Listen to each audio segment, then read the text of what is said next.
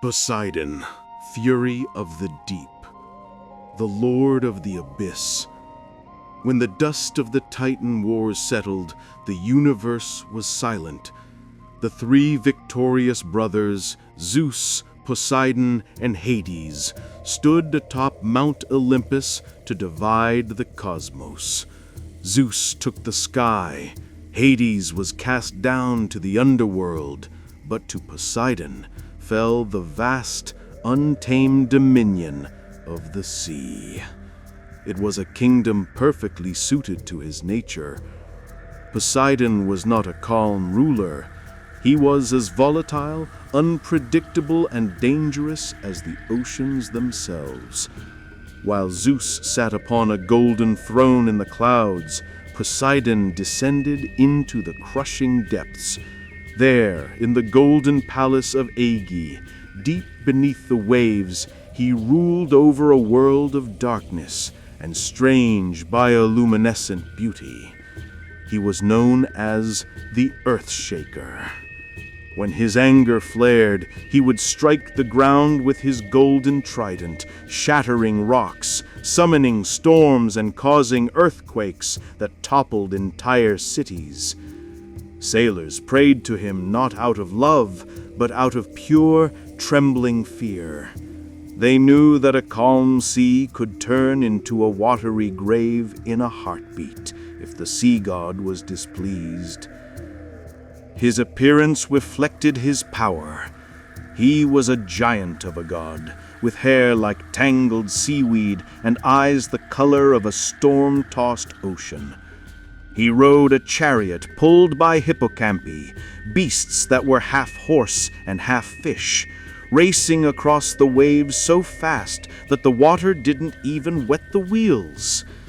But despite owning 3/4 of the Earth's surface, Poseidon was never satisfied. He was greedy. He was envious. He constantly looked toward the land, desiring the cities of men that worshipped his brother Zeus and his niece Athena. And it was this jealousy that would lead to one of the most famous conflicts in divine history: the contest for Athens. In the early days of civilization, a magnificent city was rising in the region of Attica. It was a city of potential, of art, and of commerce. Both Poseidon and his niece, the wisdom goddess Athena, desired to be its patron deity. They agreed to a contest. They would each present a gift to the people of the city. The citizens, led by their king Cecrops, would decide which gift was more valuable, and thus who would own the city. Poseidon went first. He wanted to show raw power. He stepped forward to the Acropolis, raised his massive trident, and struck the hard rock with a deafening crack. From the fissure, a spring of water gushed forth.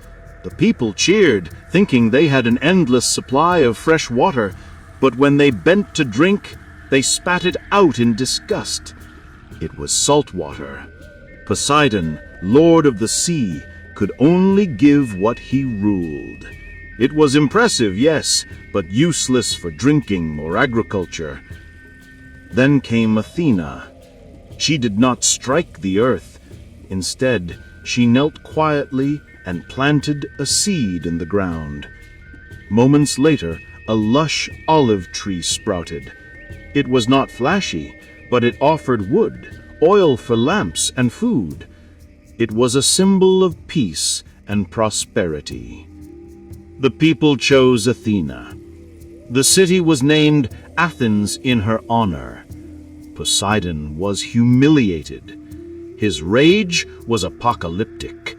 He didn't just leave, he flooded the Thracian plain, drowning the countryside in salt water, ruining crops, and devastating the land. It was a brutal lesson to humanity. The gods do not lose gracefully. The monster of Crete. Poseidon's wrath wasn't reserved only for other gods. He could destroy the lives of mortals with terrifying creativity. The most chilling example occurred on the island of Crete.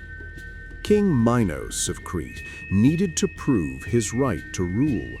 He prayed to Poseidon to send him a sign. Poseidon answered, sending a magnificent snow-white bull emerging from the sea foam. It was a creature of perfection. The condition was simple. Minos was to sacrifice this bull back to Poseidon as an offering of gratitude. But Minos was greedy. He looked at the splendid animal and decided he couldn't bear to kill it.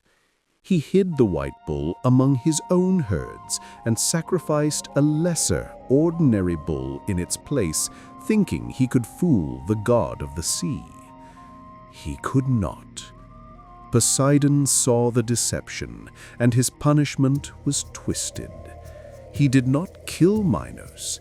Instead, he cursed Minos' wife, Queen Pasiphae. He filled her heart with an unnatural, uncontrollable lust for the white bull. It was a madness that consumed her. Driven by this divine curse, Pasiphae had the inventor Daedalus build a hollow wooden cow so she could mate with the beast. The result of this unholy union was a monster, a creature with the body of a man and the head of a bull, a beast that hungered for human flesh, the Minotaur.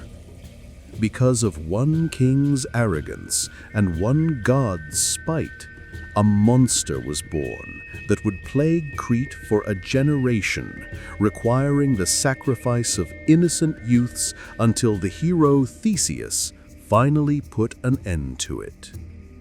The unforgiving god.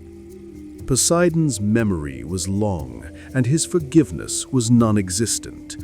Perhaps no mortal knew this better than the hero Odysseus. After the Trojan War, Odysseus began his journey home. On an island, he encountered the Cyclops Polyphemus, a giant one-eyed shepherd who ate Odysseus's men. To survive, Odysseus blinded the giant with a burning stake. But Polyphemus was no ordinary monster. He was the son of Poseidon. When the blind giant screamed to his father for vengeance, Poseidon heard him. For 10 years, Poseidon tormented Odysseus. He denied him the comfort of home.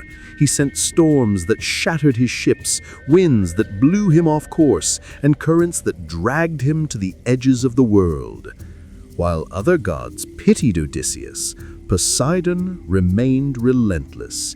He would not let the man who hurt his son cross his ocean in peace. This is the essence of Poseidon.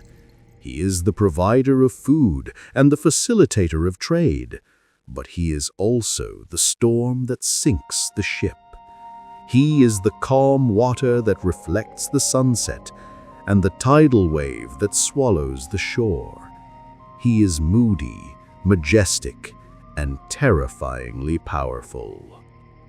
In the ancient world, you could love Zeus and you could admire Athena, but Poseidon you feared.